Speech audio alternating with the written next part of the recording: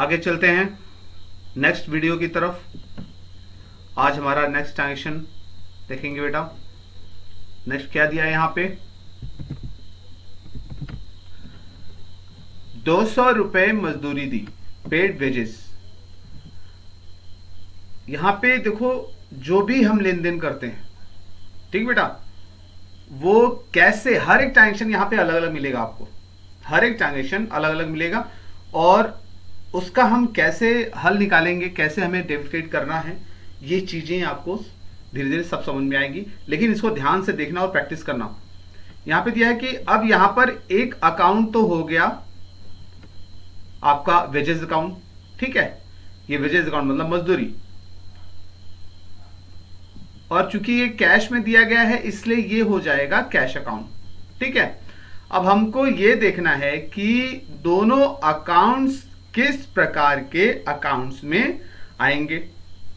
सही बात, उनका प्रकार ढूंढना पड़ेगा। दो खाते तो पता लग गया, वेजेस अकाउंट और कैश अकाउंट।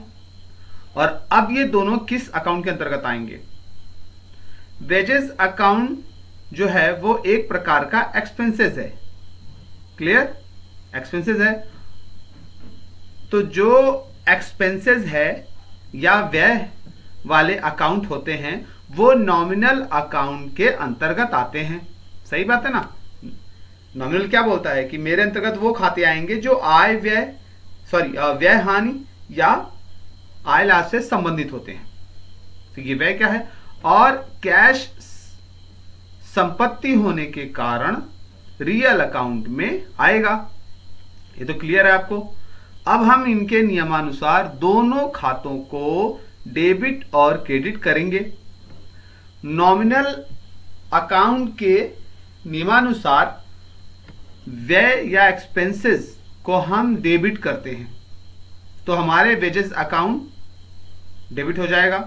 और रियल अकाउंट के नियमानुसार जो वस्तु व्यापार से जाए उसे क्रेडिट करेंगे और आए तो डेबिट करेंगे। तो यहां पे देखो दिया हुआ है, हम इसको बेटा प्रैक्टिकली देखते हैं। अब आपको यहां पे दिखाते हैं हम। यहां पे दिया कि 200 रुपए मजदूरी दी, ठीक है। अब यहां पे क्या होगा कि मजदूरी मतलब वेजेस होता है, पहला हो जाएगा वेजेस अकाउंट, और दूसरा होगा क्योंकि कैश में दिया है, भाई मजदूरी जो देंगे हम कैश में ही देंगे ना, मजदूरी देंगे या भाड़ा देंगे, है ना, या कमीशन वगैरह देते हैं। तो ऐसी चीजें जो व्यय करते हैं लेकिन इसमें उधारी नहीं होता। आपने देखा या मजदूरी उधारी होती है, बहुत कम ऐसा देखने को मिलेगा। लेकिन यहां पे कैश की बात हो रही है, तो एक वेजेस अकाउंट हो जाएगा, ठीक है, वेजेस मतलब मजदूरी, और दूसरा हो जाएगा कैश अकाउंट। अब यहां पे चूंकि ये वेजेस अकाउंट है, वेजेस अकाउंट किसके अंतर्गत आता है, यह आता है आपके नॉमिनल के। क्यों, क्योंकि ये है व्यय, है ना, एक्सपेंसेस है, मजदूरी दिया था एक्सपेंसेस कहलाएगा। एक्सपेंसेस है इसीलिए ये नॉमिनल के अंतर्गत आएगा। और नॉमिनल कहता है कि भाई मेरे अंतर्गत वो अकाउंट आएंगे जो कि व्यय हानि या आय लाभ से संबंधित है, ठीक। तो ये हो जाएगा आपका नॉमिनल अकाउंट। और कैश चूंकि संपत्ति है ना, तो रियल के अंतर्गत आएगा। रियल क्या कहता है कि जो भी संपत्ति से संबंधित खाते होते हैं वो मेरे अंतर्गत आएंगे, तो इसलिए ये रियल अकाउंट हो जाएगा। अब चूंकि हमें क्या करना है कि डेबिट क्रेडिट करना है, वेजेस अकाउंट डेबिट होगा या क्रेडिट, कैश अकाउंट डेबिट होगा या क्रेडिट, ये पता करना है। इसके लिए नॉमिनल अकाउंट के रूल को हम याद करेंगे, पढ़ेंगे, और रियल अकाउंट के भी रूल को हम पढ़ेंगे, ठीक है बेटा।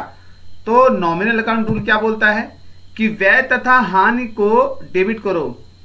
इसका अर्थ है कि व्यय तथा हानि से संबंधित जितने भी खाते हैं या अकाउंट हैं उनको डेबिट करो, तथा आय लाभ को क्रेडिट करो।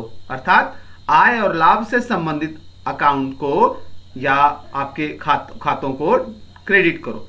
तो यहां पे वेजेस अकाउंट है, वेजेस मतलब व्यय, ठीक है, व्यय है, तो ये क्या हो जाएगा बेटा, डेबिट हो जाएगा।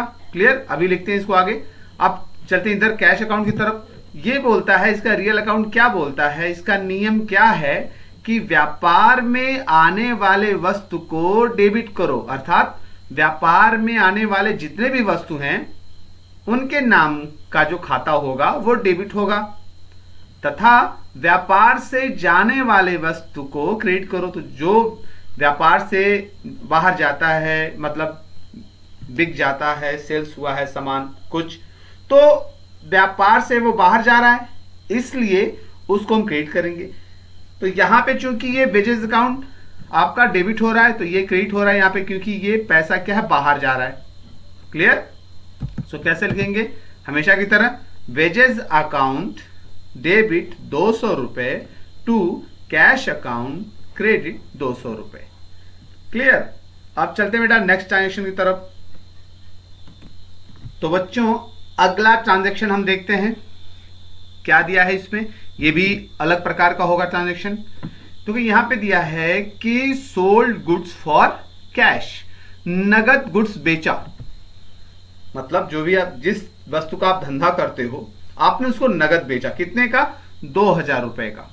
ठीक है, अब ये भी अलग ट्रांजैक्शन है, इसको समझो।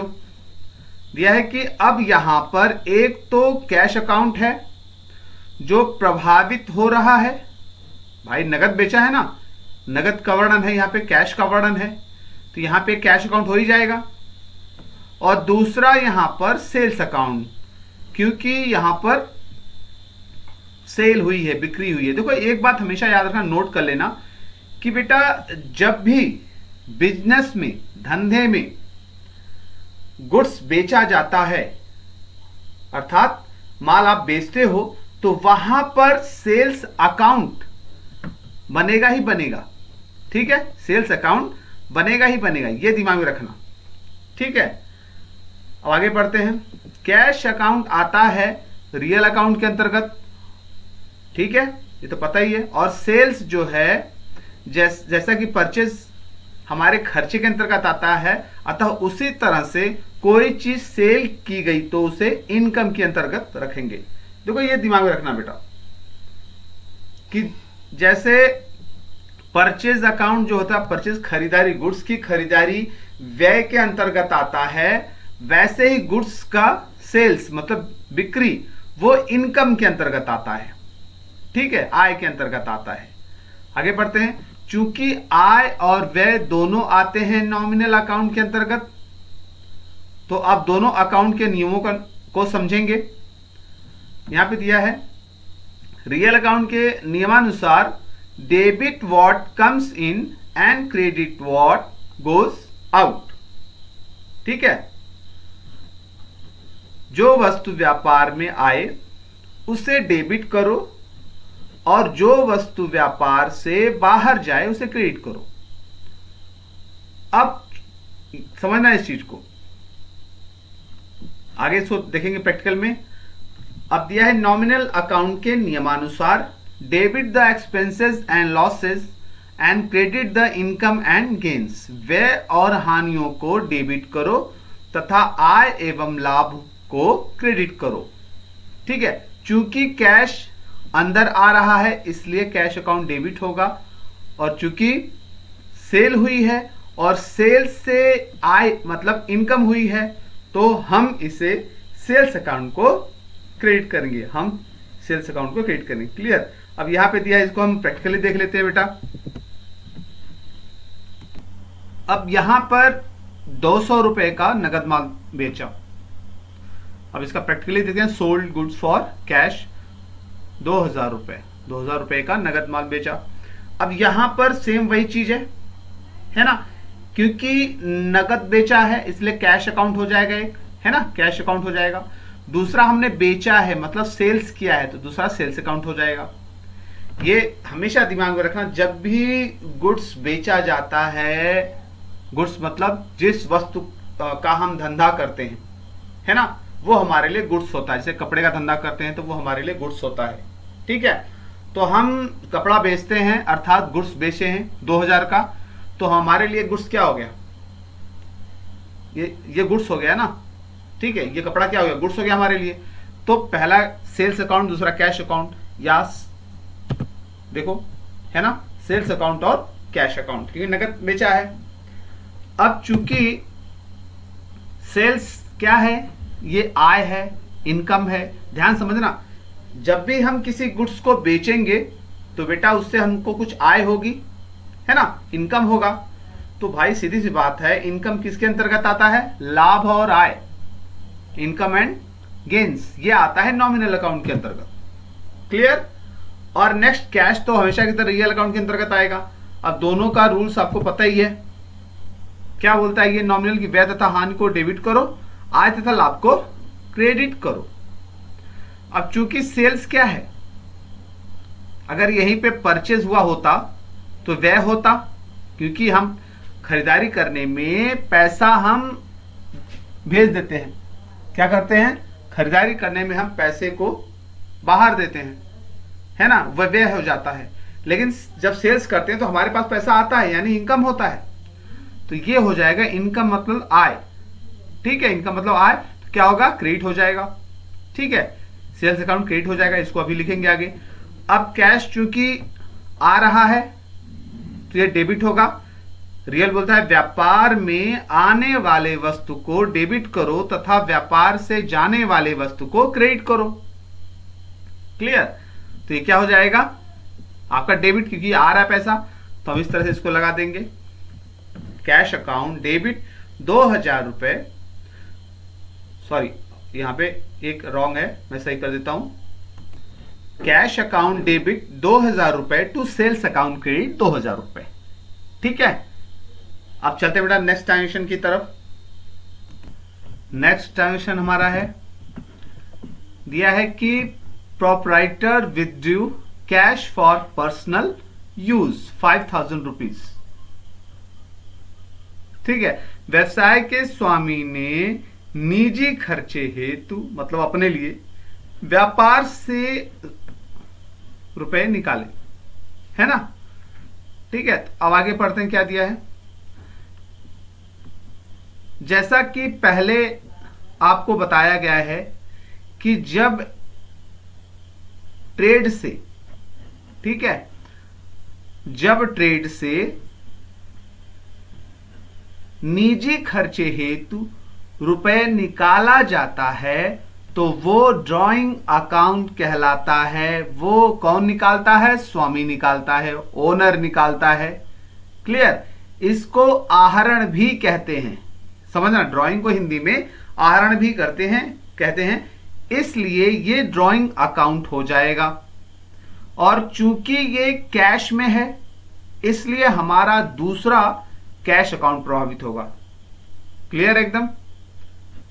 अब ड्राइंग अकाउंट जो है वो एक तरह का पर्सनल अकाउंट है ना, ड्राइंग पर्सनल अकाउंट के अंतर्गत आता है। क्यों, क्योंकि व्यवसाय का स्वामी एक व्यक्ति है, इसलिए क्योंकि ये व्यवसाय के स्वामी का अकाउंट है। इसमें प्रायः हम स्वामी का नाम नहीं लिखते हैं। अगर व्यवसाय के स्वामी एक से ज्यादा हो तो फिर हम उसके नाम से अकाउंट ओपन करेंगे। जैसा ट्रेड का ओनर मान लो प्रकाश और सूरज है, मतलब प्रकाश हम हैं और सूरज कोई और है, तो हम इस तरह से लिखेंगे, प्रकाश का ड्राइंग अकाउंट और सूरज का ड्राइंग अकाउंट। तो ड्राइंग अकाउंट पर्सनल अकाउंट में आता है और कैश अकाउंट रियल अकाउंट में होता ही है। तो अब हम इसमें इनके नियमों को समझेंगे। पर्सनल अकाउंट के नियम के अनुसार debit the receiver and credit the giver. पाने वाले को डेबिट करो और देने वाले को क्रेडिट करो। अब इस नियम के अनुसार चूंकि ड्राइंग अकाउंट जो है व्यवसाय के स्वामी के नाम से ओपन किया जाता है, बल्कि ये उसी का प्रतिनिधित्व करता है। ठीक है, उसके नाम से नहीं ओपन किया जाता है, ये बात है, बल्कि ये उसी का प्रतिनिधित्व करता है। तो ये जो पैसा पाने वाले हैं वो व्यवसाय के स्वामी हैं, जिसका ये खाता है, अकाउंट है। इसको हम डेबिट करेंगे क्योंकि पाने वाला है ये, और रियल अकाउंट के नियमानुसार जो वस्तु ट्रेड से जाए उसे क्रेडिट करो और जो वस्तु ट्रेड में आए उसे डेबिट करो। और यहां पर कैश जो आ रहा है इसलिए कैश जा रहा है इसलिए ये हो जाएगा क्रेडिट। इसको हम अब इस प्रकार से लिखेंगे। ठीक है, अब हम प्रैक्टिकली इसको देखते हैं बेटा।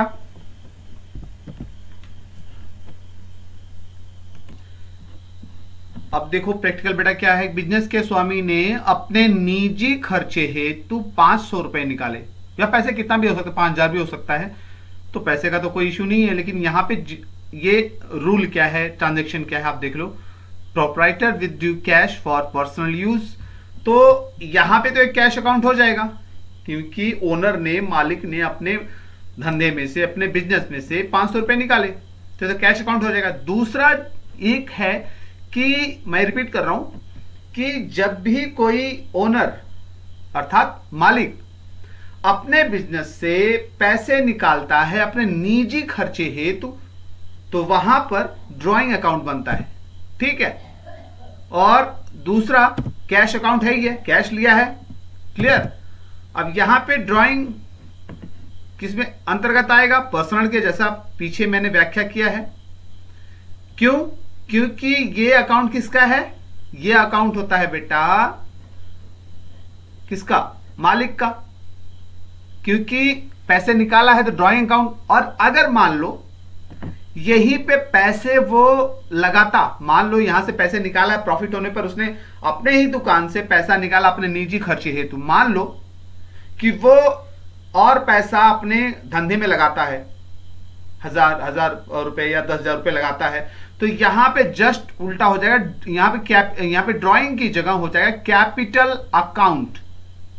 जैसा कि फर्स्ट जो ट्रांजैक्शन है आपने देखा था, उसमें कैपिटल अकाउंट और कैश अकाउंट बना था।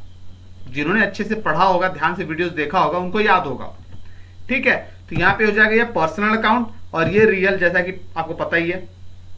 पर्सनल क्या है कि पाने वाले को डेबिट करो तथा देने वाले को क्रेडिट करो। तो यहां पे ड्राइंग अकाउंट कौन है, मालिक है, तो मालिक पा रहा है, इसलिए क्या होगा बेटा, डेबिट हो जाएगा। और नेक्स्ट ये क्या बोलता है, कैश, कि व्यापार में आने वाले वस्तु को डेबिट करो और जाने वाले वस्तु को क्रेडिट करो। तो ये जा रहा है बाहर, क्योंकि याद रखना बहुत से बच्चे कंफ्यूज हो जाते हैं कि बिजनेस का मालिक अर्थात ओनर और बिजनेस सब सेम ही है, क्योंकि वो उसका मालिक है तो कुछ भी कर सकता है। नहीं, ऐसा नहीं है, हिसाब किताब में ऐसा नहीं होता है, अकाउंटिंग में ऐसा नहीं होता है, ये दिमाग में रखना। क्योंकि बिजनेस का हिसाब हम अलग होता है, ओनर का हिसाब अलग होता है। हम बिजनेस की पढ़ाई पढ़ रहे हैं, न कि ओनर की पढ़ाई पढ़ रहे हैं। अकाउंटिंग जो है, टैली जो है, बिजनेस की पढ़ाई है, न कि ओनर की उसके। ठीक है, हाँ, लेकिन इनडायरेक्टली, अप्रत्यक्ष रूप से वो उसकी भी पढ़ाई हम पढ़ते हैं, लेकिन डायरेक्टली हम जो पढ़ते हैं, प्रत्यक्ष रूप से जो पढ़ते हैं, वो बिजनेस के लिए पढ़ते हैं। ठीक है, तो यहां पे हो जाएगा ये क्रेडिट, क्योंकि बाहर जा रहा है। इसको ऐसे लिख देंगे हम, drawing account debit to cash account credit. ठीक है, तो ये 4 आपका हो गया, 4 ट्रांजैक्शन, इसको अच्छे से पढ़ लेना। अब बेटा एक अच्छी बात जरा बता दे, आपको पता ही होगा कि किसी भी व्यक्ति की सफलता उसकी अच्छी आदतों पर निर्भर करती है। कितनी मात्रा में उसकी आदत अच्छी है उतनी मात्रा में वह व्यक्ति सफल होगा, और जितनी मात्रा में उसकी आदत खराब है उतनी मात्रा में असफल होगा। मान लो किसी व्यक्ति की आदत 90% अच्छी है, तो भाई सीधी सी बात है वो अपने क्षेत्र में 90% सफलता अर्जित करेगा, और जिसका पढ़ा लिखा होकर भी जिसकी आदत 90% खराब है, तो वो कहां जाएगा आपको पता ही है। क्लियर, असफल होगा जिंदगी में। ओके बेटा, चलो याद रखना ये सीख। आगे अब नेक्स्ट वीडियो में आगे का डिस्कस करेंगे। आप इसको बस यहीं से स्टॉप करते हैं।